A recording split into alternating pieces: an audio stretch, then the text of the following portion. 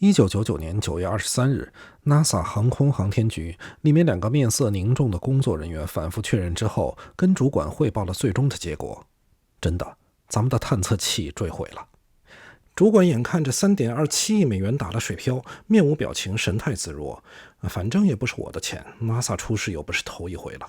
大家好，这里是毛怪老师。历史上呢，因为工程计算引发的灾难不胜枚举。这次呢，给大家介绍一个喜闻乐见的 NASA 的故事。从90年代起呢 ，NASA 开始了一系列惊人的操作。从90年开始的哈勃望远镜，95年发射了伽利略号的木星探测器，96年的火星探路者号还携带了小型的火星车。98年开始与俄罗斯的国际空间站开展了合作。你看看那时候他们还合作呢。期间呢，1992年虽然是火星观察者号在抵达火星前不久呢，信号中断。虽然这次的任务是以失败告终，但是 NASA 对火星探测的欲望愈演愈烈。由于当时克林顿大爷给 NASA 的预算主要在于国际空间站的部分，因此呢，火星探索这块呢，航空航天局只能从1994年转向成本更低、体型更小的探测器项目。1995年 NASA 开始创立了这个火星气候探测者项目。这个探测器的目标呢，是研究火星的大气层特性，并为未来的火星任务提供数据支持。制作火箭呢，其实跟摊煎饼是差不多的啊。一个煎饼里面有面、有鸡蛋、有葱、甜面酱什么的，关键还得有个铁板。那么 NASA 这块地呢，就相当于这个铁板。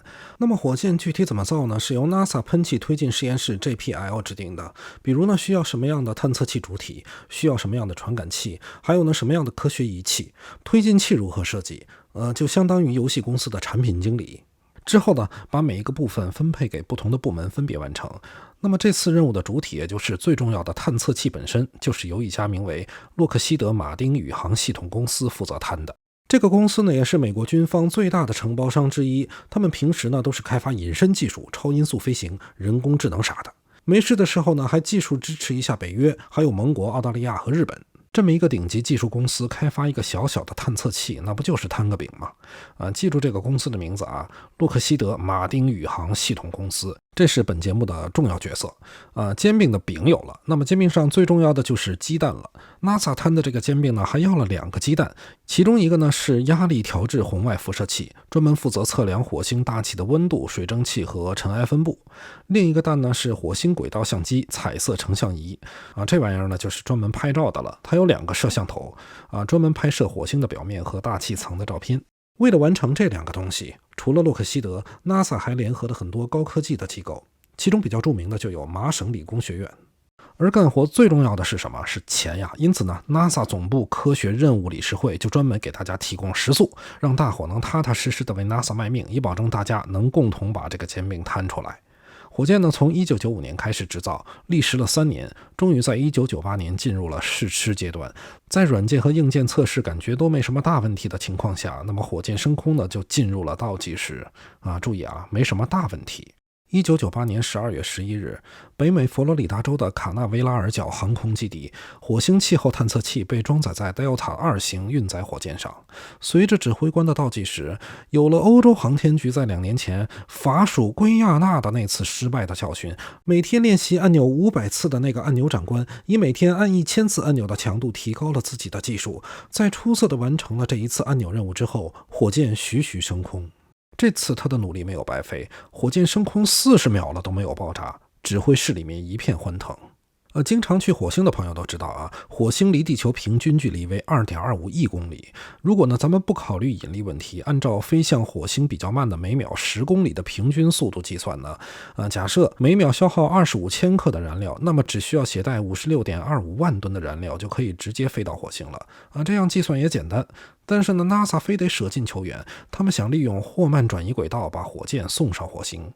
这个霍曼转移轨道呢，是火箭发射之后利用太阳的引力，在探测器使用最少燃料的情况下，把火箭转向火星附近，之后呢让火箭被火星的引力捕获，那么旅程部分即大功告成。但是整个旅程一共要飞过 6.69 亿公里，你看这比我计算的那个距离可远多了。随着火箭进入太空呢 ，Delta 运载火箭分离，探测器本体被送入到霍曼转移轨道。那么大伙一哄而散，回家放羊，就等着明年9月这货自己到达火星。不过从1999年初开始呢，还在加班的 NASA 工程师就已经多次发现，探测器实际运行轨道经常出现偏差。两位大哥呢也多次向产品经理汇报，但是高层呢一直觉得工程师们小题大做，一看这数据也差不太多，那么基本什么都没管。暑假结束了 ，NASA 开学了，大伙终于想起了还在霍曼轨道上孤零零运行的探测器。眼看着接近火星轨道了，工程师们开始进行轨道修正。原计划是这样的：探测器被火星引力捕获后的，进入多次椭圆轨道绕火飞行，然后逐渐降低高度，直至稳定的环形轨道。9月15日呢，工程师们做了一次修正，让探测器在9月23日的时候降低到距离火星226公里的高度。火星轨道命名为 TCM4。实际上呢，从1964年开始 ，NASA 以同样的方式做过5次火星探索了，其中还有3个探测器都着陆火星了。因此呢，这一回呢就是常规操作呀。产品经理根本想不到任何失败的理由。但是之后的1周里，指挥中心收到的数据显示，探测器明显进入了一个比原计划低得多的轨道，实际高度呢只有150至170公里。于是指挥中心紧急开会，准备呢让探测器维持在一个110公里的高度。这个轨道命名为 TCM5。这个高度呢还可以保持探测器正常运行，因为探测器呢理论上运行的最低轨道的高度为80公里。但是不知道什么原因，这次的修正没有被执行。也许产品经理觉得目前高度也没什么问题，就放任其自由吧。那么时间就来到了9月23日。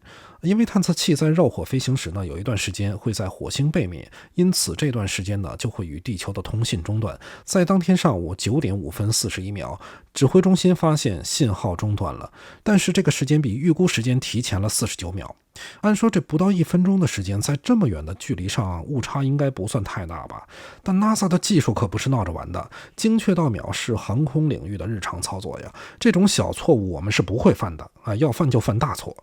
大家等着探测器恢复通信的那一刻，可惜 it's never happened。根据失联时间提前，初步推断探测器可能距离火星的高度过低，最终导致坠毁。事后调查也证明了这一点。经过反复计算呢，判断23日那天探测器实际进入了一个距离火星表面只有57公里的轨道。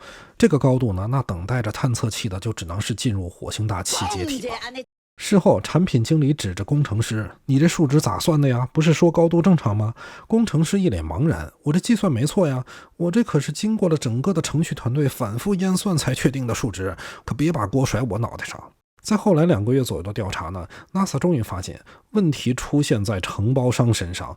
原来洛克希德公司在设计探测器的时候，其内部的计算机运行推力的系统采用了英制单位，所以呢，推力系统采用的是磅每秒，而 NASA 地面指挥中心采用的是世界通用的牛顿每秒的公制单位，这2个数值相差了 4.45 倍。现在呢，大部分国家包括英国本身都采用了国际公制单位了，只有美国和少数几个有才的国家还在坚持使用英制单位。很多第一次到美国的朋友都会觉得特别不适应，一测体温，我靠，98度，快烧死了。在美国开车，你一看限速100，这感觉不是没多快吗？再看旁边的车都跟疯了一样，嗖嗖的朝你，临走呢还给了你一个鄙视的眼神。那限速是100英里，这已经比你平时在国内限速120的高速上超速还高了。这里提一下啊，现在国内还有很多开车的人喜欢说啊，多少迈多少迈，别卖了啊，那是英里，老老实实说公里比什么都强。其实 NASA 早期呢也使用英制单位，但是它后来涉及了更多的国际合作，才开始逐步采用了公制单位。这在美国呢，其实他们算是另类，但这个摊煎饼的承包商洛克希德公司是美国本土的一家公司，因此呢，他们采用英制也没什么稀奇的。但是3年多的开发，2个机构对他们的制式不统一竟然一无所知。这时候可能有人有疑问啊，既然制式不同，那么为什么起飞阶段没有出现意外呢？这个主要是因为 Delta 2型火箭是外包给波音公司的，那波音的飞机是卖给全世界的呀，那他们当然用公制单位了。当大家发现这个惊人的事实之后呢，所有人都懵逼了。我查了大量的资料啊，也没有还原当时指挥中心具体的数据操作。其大概的过程呢，是在霍曼轨道上的路程中呢，就有过很多次的数据异常，但是每次修正都出现了 4.45 倍的误差，最后导致了探测器走向了不归路。事情调查清楚了，原因很简单，就像你小学的算术题忘了运算法则一样，只不过大家呢都很难接受这个事实。其实呢，之前发现数值有偏差的那2个工程师很早就提出了数据与测试不符的报告，但是因为提交的报告不符合格式要求，被产品经理驳回了。就此呢，NASA 努力了3年多，总共花费3.27亿美元的大煎饼瘫糊了。这个锅呢，本来想甩给承包商洛克希德，不过人家洛克希德副总裁诺埃尔·辛纳斯说，那我们就是用英制单位啊，你们 NASA 想要公制，你们又没说。没错，从需求角度讲呢， NASA 这块确实有问题啊。就像我之前遇到过的外包公司啊，有需求又不说，还赖别人。不过呢 NASA 这时候还是很知道自我检讨，因为 NASA 内部也出现了流程和审核的问题。洛克希德公司呢也没有被追责又是一个无人担责的事故。西方国家程序员是真好混呀。之后呢 NASA 完善了工作流程，2001年成功发射了火星奥德赛探测器。神奇的是呢，这个奥德赛也是承包给了洛克希德。像这种制式问题引发的事故呢，其实历史上还有很多。1983年7月23日，加拿大143号班机燃料耗尽，发动机熄火，后来呢以滑翔机的方式迫降在吉姆利赛车公园。事后调查是因为这架飞机刚刚采用了公制单位公斤来计算油量，而当时地勤和机组人员呢还习惯用磅，还是磅。机长和地勤都没发现他们的制式不同，都以为加满了油。他们是按磅计算的，实际上呢，飞机需要的油量单位是公斤，1磅呢约等于 0.4536 公斤，因此呢，飞机只携带了不到1半的油量就起飞了。不过呢，就此事故诞生了历史上最长的无动力飞行迫降，无人伤亡。好了，今天 NASA 的故事呢就讲到这里。写完整个故事呢，我只有一个感觉，就是有钱真好。好的，作品不易，请评论、点赞、转发。如果你喜欢我的故事呢，请订阅毛怪老师的频道。我们下次再见。